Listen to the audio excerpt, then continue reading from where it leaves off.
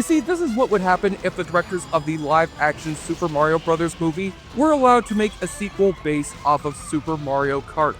Jesse Shade here for Awfully Good Movies on behalf of the JoBlo YouTube network. And back in 2017, when I first reviewed the Emilio Estevez sci-fi cult classic Freejack, the only way that I could watch it was on a lousy Warner Bros. DVD that I had found at a flea market.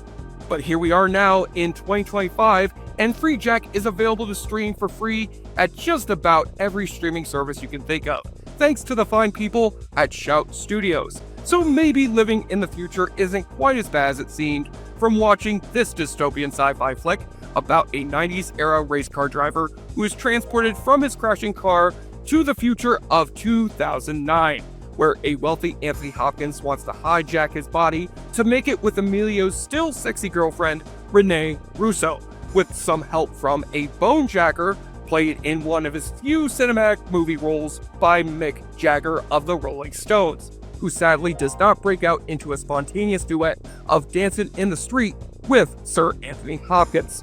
From the co-writers of Total Recall and Andor, A Star Wars Story, comes a sci-fi tale that is far cheesier than either of those two properties, but just as enjoyable, in this bone-jacking episode of Awfully Good Movies.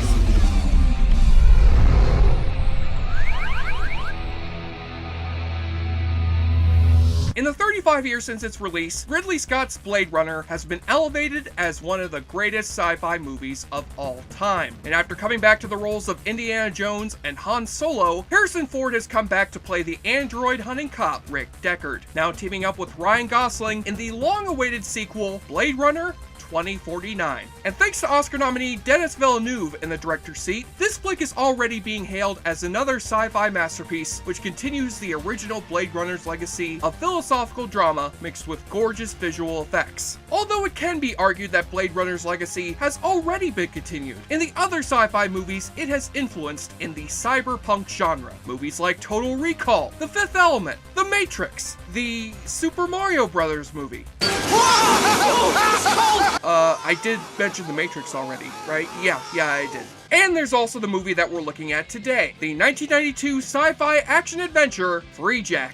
The setup for this flick literally sounds like a joke. Okay, so tell me if you've heard this one before. So the coach of the Mighty Ducks, the lead singer of the Rolling Stones, and Hannibal Lecter walk into a sci-fi movie. But in the case of Freejack, the punchline happened to be that it was co-written and co-produced by Ronald Shusett, who was also the co-writer of Alien and Total Recall. And yet this film ended up being far less beloved as either of those two movies, as it tanked at the box office and got ravaged by critics. As for me, I shall see if this flick should have had a better future or deserved to die out with the past. I mean, after all, this movie does have two members of the Order of the British Empire starring alongside a member of the Sheen family, long before these guys would reunite on this fall's brand new sitcom, Two Sirs and a Sheen, coming to Thursday nights on CBS, right after all new episodes of Where's My Pants and Kevin James is a Dumb Fat Ass. So we open in the apartment of Alex Furlong, a hotshot race car driver played by Emilio Estevez, who's got everything going for him. He's about to drive in the Grand Prix that's gonna launch his career. He's about to get married to his beautiful fiancée Julie, played by Renee Russo. And he's being helped by his agent Brad, played by David Johansen. Holy shit! I get to review two movies this year, which star Buster Poindexter? I'm positively tingling. But Alex's race is being watched 18 years into the future by Victor Vasendak, played by Mick Jagger, a merciless bounty hunter who's using the technology of time travel to save Alex from dying in a fiery car crash, transporting him out of his car a millisecond away from death into the year of 2009. But Victor and his army sure as hell aren't planning on keeping Alex alive. What the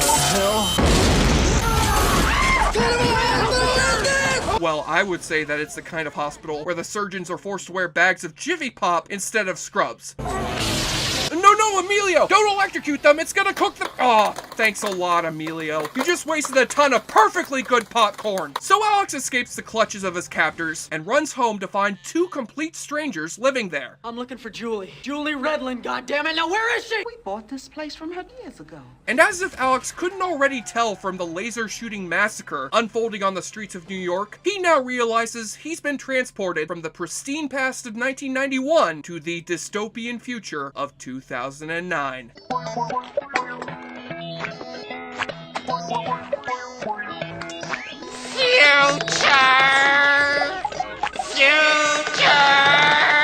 And since this movie doesn't introduce its dystopian future with an opening crawl, as is stated by movie law, it looks like I'll have to do it myself. The year is 2009. The ozone layer has been completely depleted. Another Great Depression has divided society into two classes. The rich living above in pristine skyscrapers, and the poor living below in shantytowns. Meanwhile, the actual year 2009 wasn't all that bad, other than Michael Jackson dying. Oh, and that shitty-ass Wolverine movie too. But other than that, I remember it being a pretty good year.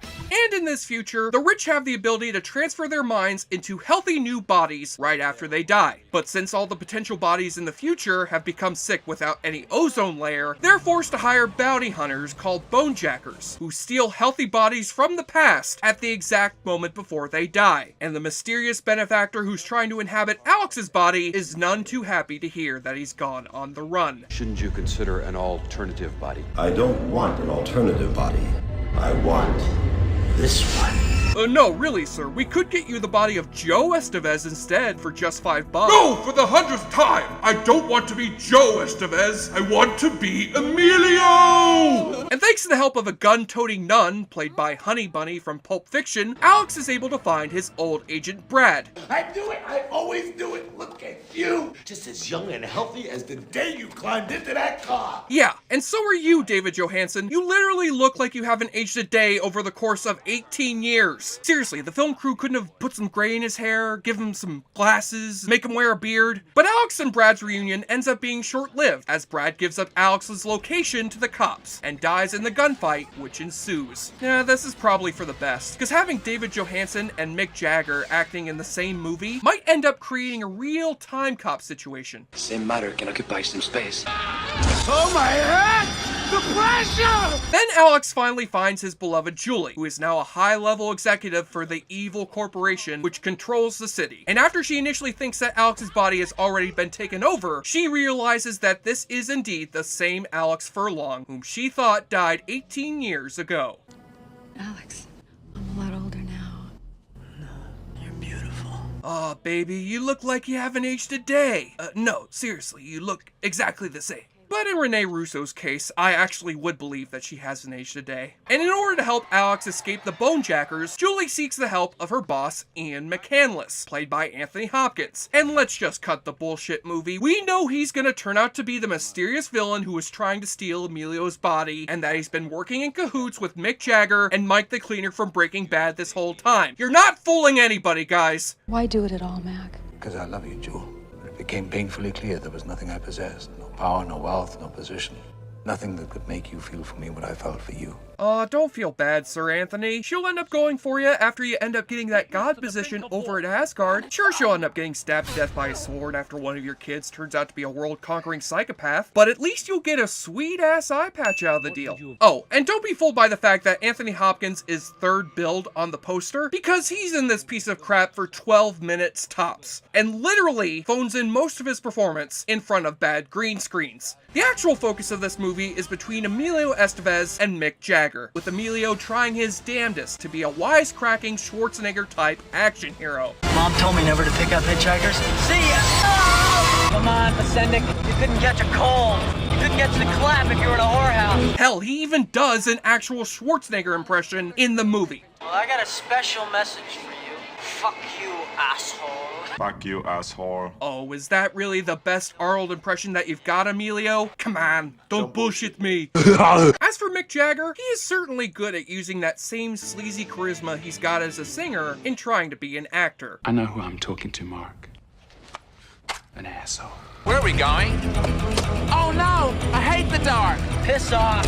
You can't get rid of me that easily. However, I just can't stop seeing him as Mick Jagger. You keep expecting Keith Richards to pop up next to him at any moment during the movie playing guitar. And though they want us to think that he's as scary as Darth Vader, that thing on top of his head makes him feel more like Dark Helmet. In fact, the whole movie has a problem with whether it wants to have a humorous tone or a dark tone, because the studio had to reshoot 40% of this movie to add more humor to it after its test screening was a disaster. And we end up with a movie that's both tonally inconsistent and way too damn long. A movie like this does not deserve a running time that's in the triple digits, but it's still too much of an entertainingly bad sci-fi movie to write off completely. What with its digital effects that look like unused scenes from The Lawnmower Man, and its hilariously inaccurate vision of the future. So what the hell? I think this flick is worth your while. However, I am truly disappointed that this movie has Mick Jagger in the cast, yet does not get him or the Rolling Stones to perform the theme song at the end of the movie.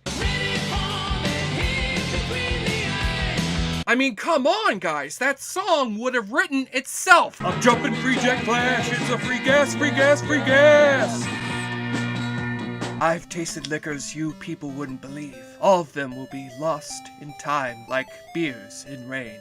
Time to drink in another round of the awfully good drinking game. Take a shot or drink every time you hear them say the word Freejack. He's a Freejack. Freejack. I've never seen a Freejack before. Actually, Freejack is also how they paid Anthony Hopkins to do this shitty movie right after doing Silence of the Lambs. As in, they paid him with free bottles of Jack Daniels. I mean, why do you think he agreed to be in Transformers 5? Because he loved the script? No! Motherfucker got paid in booze! You hear them use this awfully familiar screaming sound. Any guess where you've heard that scream before? Well, here's a hint. I feel good. I mean, come on, did the sound effects guys really think we wouldn't notice that scream? You might as well just sample a Prince song while you're at it. Another vehicle gets wrecked or blown up. Where the hell is everybody? You still feel safe? Yeah, I gotta admit, guys, it's a good thing they recast Loaded Weapon 1 with Samuel L. Jackson, because this guy just isn't doing it for me. Good thing we use valet parking. Taxi! It's gonna take a lot more than a couple of car bombs to get us off this case. Not a hell of a lot more. And take a double shot when Emilio asks Rene Russo to nibble on his ear for good luck. Nibble my ear. For luck. Nibble my ear. For luck. I remember Mike Tyson using that excuse when he tried to bite off Evander Holyfield's ear. Then take another double shot when you spot a cameo from Frankie Faison, aka Barney from the Hannibal Lecter movies, who delivers what might be the weirdest inspirational speech ever put on film. Just watch it for yourself. Have you ever seen an eagle flying back to his home with dinner for the missus and all the little eagle babies? And he's flying against the wind. And then right at that moment, he's about to get back to his nest, he says, "Oh, what the fuck? It's a drag being an eagle." And right then, two little X's comes across his eyes, just like in the old-fashioned cartoons. And he goes plunging down, and bam! It's just a splatter of feathers. And then we don't have the national bird of America no more.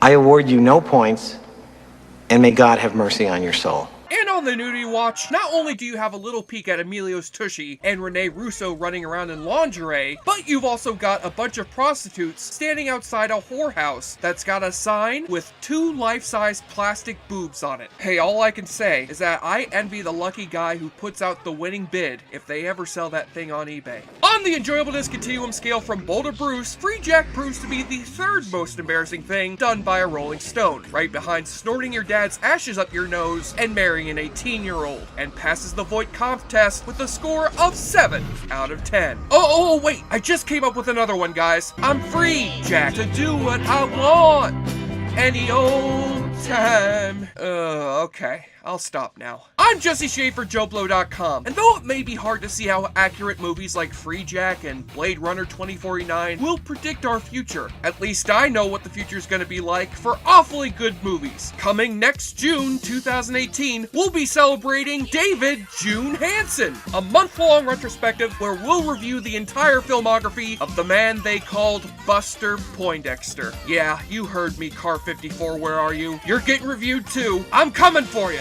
And hell's coming with me!